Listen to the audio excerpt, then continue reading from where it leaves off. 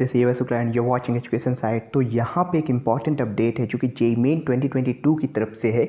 JEE main 2022 के लिए जो रजिस्ट्रेशन प्रोसेस है वो स्टार्ट हो चुका है और आज के इस वीडियो में मैं आपको कंप्लीट डिटेल्स देने वाला हूँ जो कि आपको रजिस्ट्रेशन से पहले जानना ज़रूरी है। तो इस वीडियो में मैं आपको पहले बता दूँ कि जेईई मेन 2022 के लिए जो ऑनलाइन रजिस्ट्रेशन का प्रोसेस है वो स्टार्ट हो चुका है और अगर आप अपना रजिस्ट्रेशन करना चाहते हैं जेईई मेन के लिए तो आपको कुछ स्टेप्स हैं वो फॉलो करने होंगे। उन स्टेप्स के बारे में इस वीडियो में मैं डिटेल में बताने वाला हूं। तो इसके लिए सबसे पहले आपको जो जेईई मेन के ऑफिशियल वेबसाइट है jeimain.nta.nic.in इस पे विजिट करना होगा। इसके लिए सिंपली आप गूगल पे टाइप करें जेईई मेन 2022, सबसे ऊपर वेबसाइट आएगी, उस पे जाके क्लिक करना है। वीडियो के डिस्क्रिप्शन में भी लिंक है, वहां से जाकर भी आप इस वेबसाइट को विजिट कर सकते हैं। जब आप इस वेबसाइट पे जाएंगे तो ये वेबसाइट 2022 के लिए पूरी तरीके से न्यू कर दी गई है और यहाँ पे रजिस्ट्रेशन स्टार्ट हो चुके हैं जेईई मेन 2022 के लिए। तो आप स्क्रॉल डाउन करके नीचे आएंगे तो यहाँ पे आपको एक ऑप्शन दिख रहा होगा रजिस्ट्रेशन फॉर जेईई मेन 2022। आपको इसी ऑप्शन पे क्लिक करना है। जैसे ही आप इस पे क्लिक करेंगे तो एक एक्सटर्नल वेबसाइट पे ये रिडायरेक्ट करने के लिए बोल रहा है, तो सिंपली ओके कर दीजिए। ओके करने के बाद यहाँ पे सिंपली आपको पॉपअप जो ब्लॉक थे, फ़ोन से मैंने कर रहा हूँ तो वहाँ पे पॉपअप ब्लॉक होता है, तो यहाँ पे आप रिडायरेक्ट हो जाएंगे। सिंपली जब आप उस पर क्लिक करेंगे तो आप रिडायरेक्ट हो जाएंगे। अब यहाँ पे कुछ स्टेप्स हैं जेईई मेन 2022 में रजिस्ट्रेशन करने के लिए। तो उन स्टेप्स में सबसे पहले आपको रजिस्ट्रेशन फॉर्म फिलअप करना होगा। इसके बाद आपको वहाँ पे एक एप्लीकेशन फॉर्म मिलेगा। पहले तो रजिस्ट्रेशन करना है, यानी आपको लॉगिन आईडी और पासवर्ड बनाना है। इसके बाद आपको एप्लीकेशन फॉर्म मिलेगा जिसमें आपको अपने एजुकेशनल डिटेल्स, अपना जो परमानेंट एड्रेस वगैरह होता है एंड जो इनकम का है वो आपको बताना पड़ेगा। इसके बाद अगर कैटेगरी वगैरह लगती तो वो बताना पड़ेगा। आपको एग्जाम मोड क्या चाहिए, हिंदी चाहिए या इंग्लिश चाहिए, सेंटर कहाँ चाहिए, ठीक है।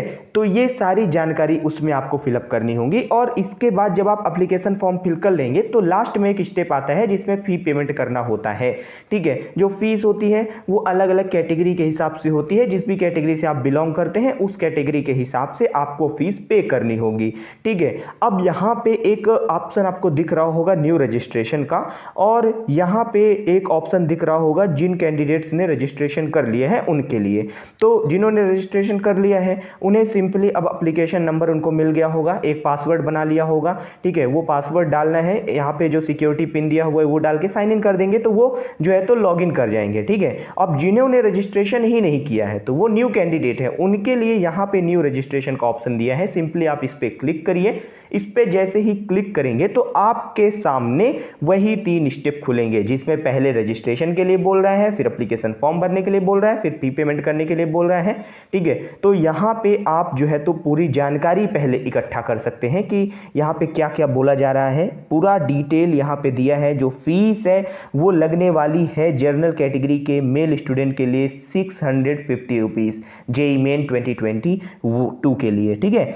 एंड फीमेल स्टूडेंट्स के लिए 325 है। एंड अगर आप पेपर 1 के साथ पेपर 2 या पेपर 3 भी देना चाहते हैं तो उसके लिए अलग अलग फीस है, ठीक है। फीस का पूरा चार्ट यहाँ पे आपको दिख रहा है, इसमें कुछ ज़्यादा समझाने जैसा नहीं है, ठीक है। सारी जानकारी साफ साफ दिख रही है, आराम से आप इसे समझ सकते हैं।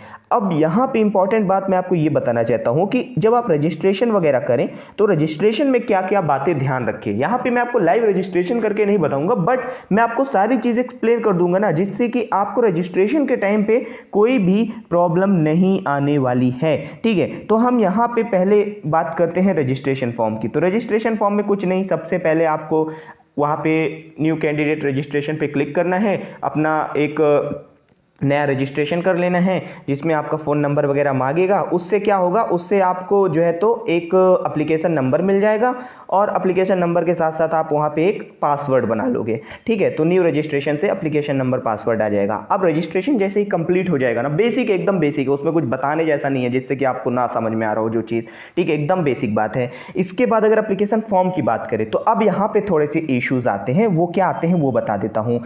पहला इशू ये आता है कि जब एप्लीकेशन फॉर्म हम फिलअप करते हैं तो उसमें जितने भी फोटोग्राफ एंड सिग्नेचर है, जो यहाँ पे फर्स्ट ऑप्शन दिख रहा है जो कि आपके फोटोग्राफ का है, तो आपका जो फोटोग्राफ है ना वो क्लियर होना चाहिए। ठीक है, वो आपका फोटोग्राफ जो है वो या तो कलर बैकग्राउंड में हो या तो ब्लैक एंड व्हाइट हो। ठीक है, दो टाइप की फोटो होती है ना, एक ब्लैक एंड व्हाइट होती है, एक कलर होती है, और एकदम प्लेन बैकग्राउंड में होना चाहिए। एंड आपका फोटोग्राफ विदाउट मास्क होना चाहिए, उसमें मास्क नहीं होना चाहिए। ठीक है ना, और इसके बाद जो बैकग्राउंड है, ठीक है, वो आपका व्हाइट होना चाहिए। मतलब आप चाहे तो कलर फोटो खिंचवाओ, चाहे आप ब्लैक एंड व्हाइट फोटो खिंचवाओ, आप उसमें मास्क नहीं लगाना है, और आपका जो फोटो है वो एकदम क्लियर होना चाहिए, रिसेंट होना चाहिए और व्हाइट बैकग्राउंड के साथ होना चाहिए। पहला पॉइंट एकदम क्लियर रखिए। ठीक है, आपका जो फोटो आप अपलोड करना है, स्कैन करके जो आपको सिग्नेचर लगाने हैं वो जेपीजी फॉर्मेट में होने चाहिए। ठीक है, आपको जेपीजी फॉर्मेट में ही लगाना है। आप पहले उस फोटो को क्लिक करो, इसके बाद उसे आप एडोबे वगैरह के स्कैनर की मदद से स्कैन कर लो, और इसके बाद उसे जेपीजी फॉर्मेट में बदल लो। अगर पीडीएफ है तो पीडीएफ टू जेपीजी कर देना, तो आपको नेट पे है ना, गूगल वगैरह पे बहुत सारे टूल मिल जाएंगे, वहाँ पे जाकर आप चेंज कर लोगे। ठीक है, जेपीजी टू पीडीएफ कन्वर्टर आता है, एंड पीडीएफ टू जेपीजी आता है, तो बहुत सारे ऐसे कन्वर्टर आते हैं, तो आप फाइल को कन्वर्ट कर सकते हो। जिन बच्चों को ना समझ में आ रहा हो वो साइबर कैफे की हेल्प ले लें। ठीक है, बाकी एकदम ईजी सा है, आप नेट पे डालोगे तो कुछ समझने जैसा नहीं है, वहाँ पे कुछ 30 मार खान वाली कहानी नहीं चल रही है। इसके बाद यहाँ पे आपको जो फोटोग्राफ अपलोड करना है ना, वो आपका जो फोटो होना चाहिए वो 10 KB का मिनिमम होना चाहिए। ठीक है, मिनिमम उसका साइज आप 10 KB रख सकते हैं और मैक्सिमम उसका साइज आप 200 KB रख सकते हैं। मैं सजेस्ट करूंगा कि 150 से 190 के बीच आप फोटोग्राफ अपना अपलोड करें, एकदम क्लियर होगा और समस्या भी नहीं आएगी। इसके बाद सिग्नेचर जो है वो आपका मिनिमम 4 KB का होना चाहिए, है ना, मतलब 4 KB से कम का नहीं एक्सेप्ट करेगा, और मैक्सिमम वो 30 KB का होना चाहिए। तो आप जो है तो अगर 20 to 25 KB के बीच अपलोड करते हो तो एकदम सही हो जाएगा। ठीक है, ये जो साइज वगैरह है ना फोटोज वगैरह का, तो वो एडजस्ट हो जाता है। ठीक है, इसके लिए नेट पे आपको टूल वगैरह मिल जाते हैं। एंड इसके बाद जो कैटेगरी सर्टिफिकेट लगाएंगे, अब एक बात ध्यान रखना, जो बच्चे जनरल ईडब्ल्यूएस वाले हैं वो सबसे ज़्यादा ये मिस्टेक कर रहे हैं कि वो पहले अपना कैटेगरी सर्टिफिकेट नहीं लगाते हैं रजिस्ट्रेशन के टाइम पे, पहले वो जर्नल से ही रजिस्ट्रेशन कर देते हैं। ठीक है, और खुश हो जाते हैं जब जेईई मेन का काउंसलिंग वगैरह का टाइम आता है, उस समय उन्हें पता चलता है कि यहाँ मैं अब जर्नल से हूँ तो मुझे जर्नल में ही एडमिशन मिलेगा। ठीक है, जर्नल सीट से ही मिलेगा, मुझे कैटेगरी का बेनिफिट नहीं मिलेगा। तो आप उस समय पे सोचो कि अब चलो काउंसलिंग आ रही है, पहले तो लगाया नहीं, काउंसलिंग में लगा लो, तो ये नहीं हो पाएगा। ठीक है, अगर कैटेगरी का बेनिफिट लेना है तो कैटेगरी सर्टिफिकेट आपको अभी अपलोड करना पड़ेगा।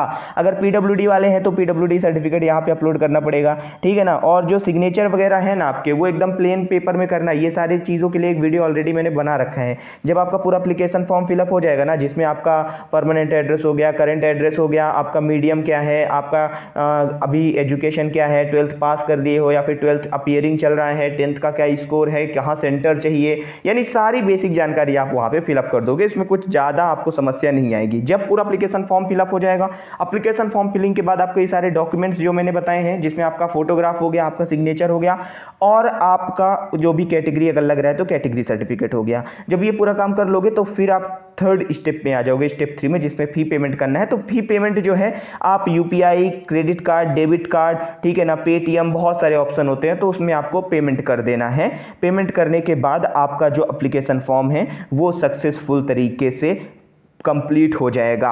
अब यहाँ पे एक इंपॉर्टेंट बात ये आती है कि पासवर्ड कैसे बनाए। बहुत से बच्चों को मैंने देखा है कि वो पासवर्ड बनाने में कंफ्यूज हो जाते हैं। तो सिंपल यार, एकदम बेसिक बता रहा हूँ। जैसे मेरा नाम अभय है, तो मैं पासवर्ड अगर अपना जेईई मेन का बनाऊंगा तो मैं उसमें कैपिटल ए कर दूंगा, इसके बाद पूरे लेटर स्मॉल कर दूंगा, इसके बाद फिर @ लगा दूंगा, और जो भी मेरी डेट ऑफ बर्थ है लाइक 2000, तो मैं ये फिल कर दूंगा। ठीक है ना, तो कैपिटल ए मैंने कर दिया, इसके बाद फिर स्मॉल में पूरे लेटर लिख दिए BHAY, इसके बाद एक स्पेशल सिंबल लगाना था तो मैंने @ लगा दिया, और इसके बाद न्यूमेरिक वैल्यू यूज़ करनी थी तो मैंने 2000 यूज़ कर दिया।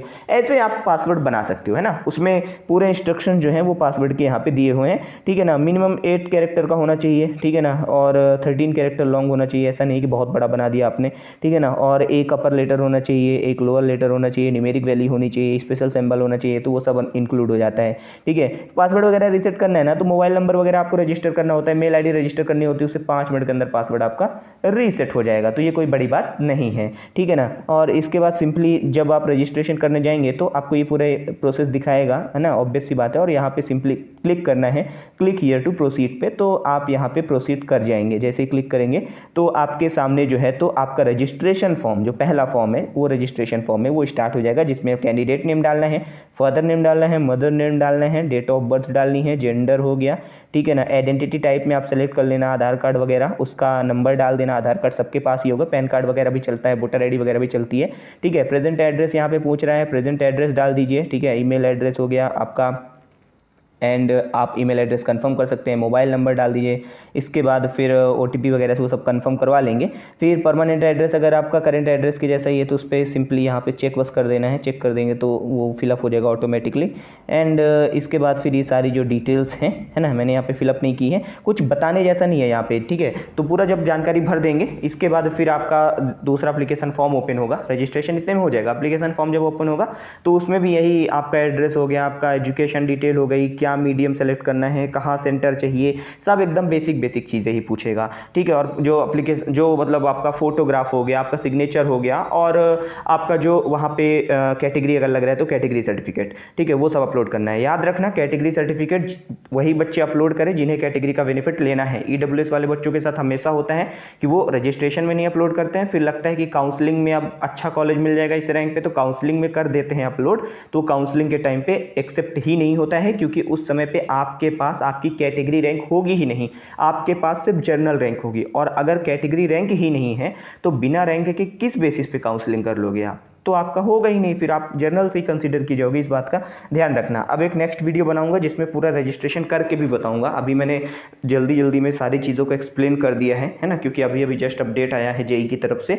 तो इस चैनल पे जितने भी बच्चे न्यू हो वो सब्सक्राइब जरूर कर लेना, क्योंकि हमारे चैनल पर आपको बहुत हेल्पफुल कॉन्टेंट मिलने वाला है। तो मैं मिलता हूँ दूसरे वीडियो पर। वीडियो दोस्तों के साथ शेयर कर सकते हैं आप लोग, जिससे उनकी भी प्रॉब्लम्स को हम सॉल्व कर पाएँ, जिससे कि ज़्यादा से ज़्यादा बच्चों को हम कवर कर पाएँ। तो मिलता हूँ दूसरे वीडियो पर, तब तक के लिए मैं चलता हूँ, दीजिए इजाज़त मुझे।